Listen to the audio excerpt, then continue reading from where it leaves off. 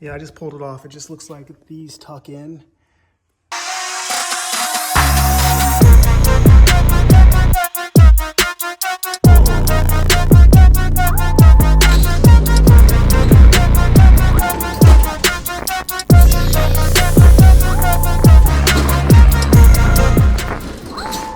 It's here.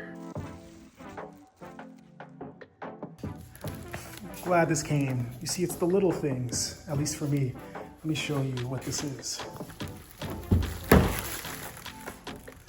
So, I guess the dealership, when they did the recall for the squeaky seat, they scratched this part right here. Let me show you. See that right there? That's a scratch that won't come out of there. So, because they have to remove the seat, they took this off with a tool and it just scratched it up, which really bothers me. I don't know if it's obsessive compulsive or what, but I don't deal with it. So I bought a new one. This is the part number. If you want to get one too, you can get it for less than $100. So if you scratch these up, or if you have kids that sit in the back over time that scratch it up, you want a new one, you can do that. You can buy a carbon fiber one online if you want to go aftermarket, but yeah, I don't think it's necessary. There's a C8. See, here it is. Just removed it from the bag. Excellent condition. Looks like it's just a bunch of tabs. So basically pull it out and put this one back in. Shouldn't be too hard, but I guess they had to use a tool previously, so maybe I need to use a pry tool. Yeah, I just pulled it off. It just looks like these tuck in, these seams tuck in, and then you just pop it in. So it should be pretty straightforward.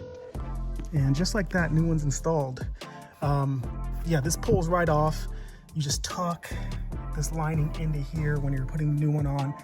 It's best to place it in the center and then tuck around, because you'll see exactly what I'm talking about when this comes off. Like this all comes out of there and it tucks in to this actual unit.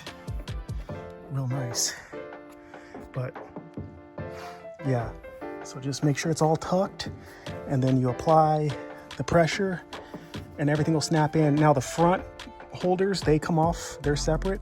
So once you have it in place and everything's tucked, you want to try to apply pressure, and you'll hear some snaps. And the same from the front. Like what I did is I applied pressure here and got them to snap into place, and it seems to be completely secure. You'll notice the lines here. What you can do is you can compare it to the other one to make sure that everything's closed, and yeah, it seems to be good. Just want to again check for the press there, but easy install and worth it if yours is scratched up. As for this one, now I have a cool Type R prop. Yeah, see this bothered. Every time I put my son in the back seat, I would look at this. It just felt like somebody was screaming at the top of their lungs. I can't do this. And there was no way to clean it off. It's not just a dirty mark. So yeah, Type R seat prop.